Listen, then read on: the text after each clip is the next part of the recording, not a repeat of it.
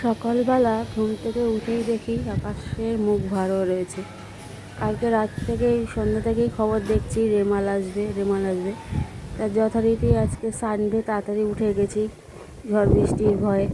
ঘুম আর হয়নি, হাওয়া দিচ্ছে। আর আমার দেখো এই যে গাছ দেখাচ্ছি ছাদের ওপরে, পাশের বাড়ির যে গাছটা সেটা দেখো কেমন দুলছে।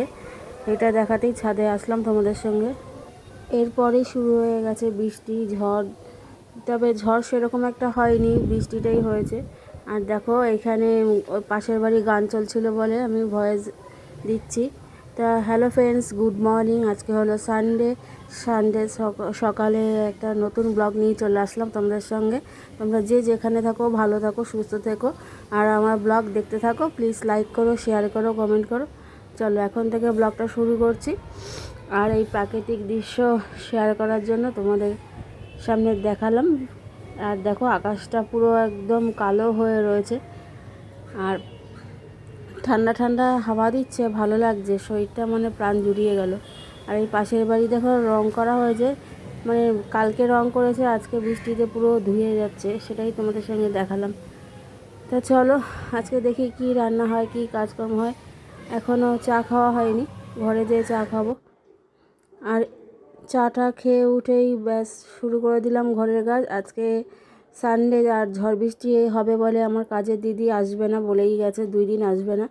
তা আমি তোমাদের বলেছিলাম যে কাজের দিদি থাকলেও আমাদের ঘরের বউদের কিন্তু কাজ করতেই হয়, বাসন মাজা, কাপড় কাচা, ঘর মোছা সবই, একটু মানে খুঁটিনাটি সব কিছু একটা সংসারে থাকতে গেলে যা যা করতে হয় সবই করতে হয়।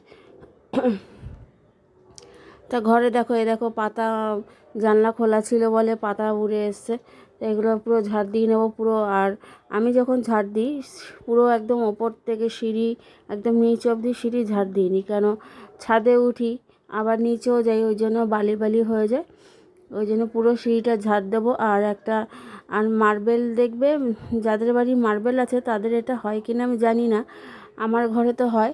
বর্ষাকালে দেখবে মার্বেলটা কেমন প্যাচ প্যাচ করে, মানে যেন মাটির ঘরের মতো।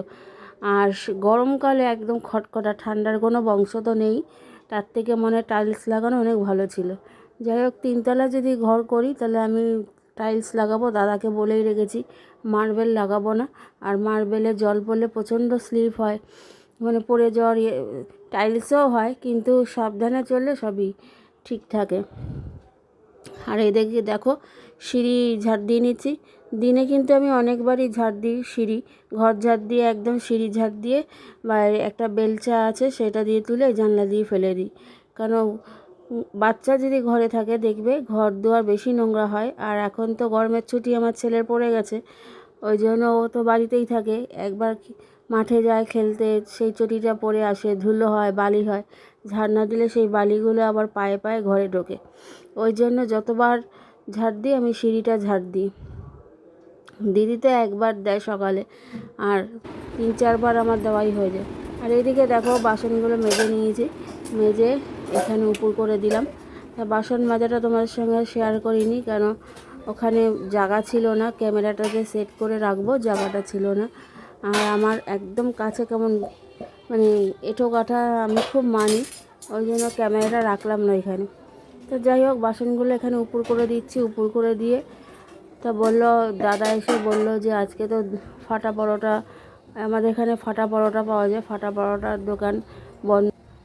তো দেখো অনেকক্ষণ পরে আসলাম তোমাদের সামনে। এখন সব কাজ হয়ে গেছে, টিফিন খেয়েছি পাউরুটি আর আমিত্তি, আর এখন মাংসটা বসাবো। আবার 1টার সময় বেরিয়ে যাবো তাড়াতাড়ি করে স্নান করে, রান্নাটা করে স্নান করবো, স্নান করে রেডি হয়ে বেরোবো। চলো দেখাচ্ছি।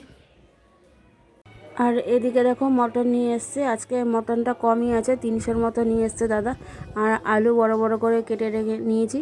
আর আজকের মাংসটা কিন্তু আমি একদম অন্যরকম করব, তোমরা তো সব মেখে টেকে কষো, আমি কিন্তু কষাবো না, আমি একবারে সব মশলা দিয়ে প্রেশার কুকারে বসিয়ে দিয়েছি, একদম সিম করে দিয়েছি, দিয়ে ভাপে ভাপে 3টে সিটি ওঠাবো।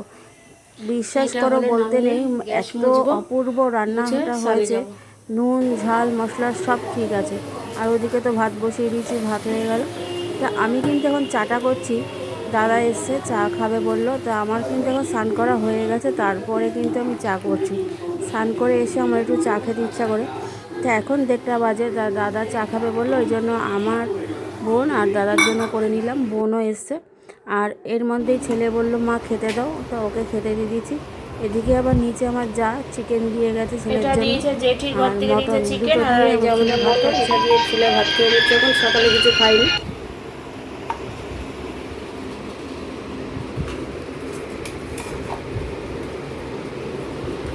আর এই যে দেখো, এই যে মটন রান্না হয়ে গেছে, আর এই যে ভাত করেছি। আজকে কিছু করিনি, মাংস আর ভাত।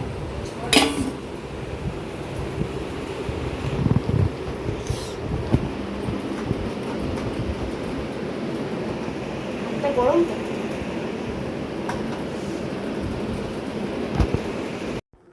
আর এখন দেখতে পাবে তোমরা, আমি বিছানাটা ঠিক করব।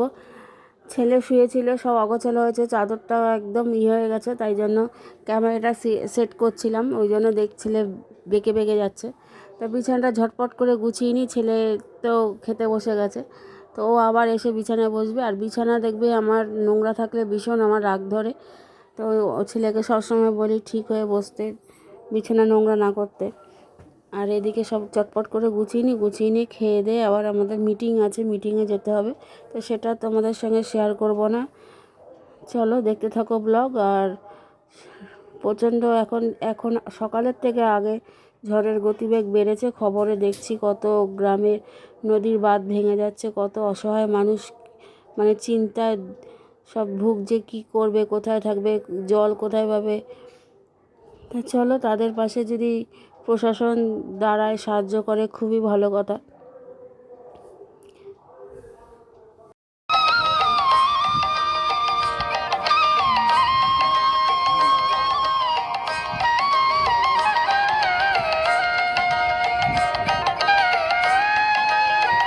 দেখো খাওয়া দাওয়া হয়ে গেছে, খাওয়া দাওয়া হয়ে এখন বিশ্রাম করছি। এখন বাজে হলো 3টে।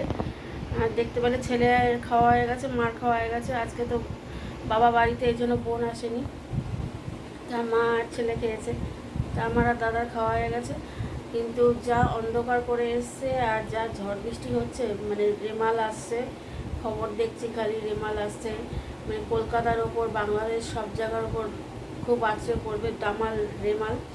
তা তোমরাও, তোমাদেরকে একটা কথা বলি, তোমরাও খুব সাবধানে থেকো, যে যেখানে আছো টর্চ চার্জ দিয়ে রেখো, টর্চে মোমবাতি সামনে রেখো, আর কিছু শুকনো খাবারও সঙ্গে রেখো।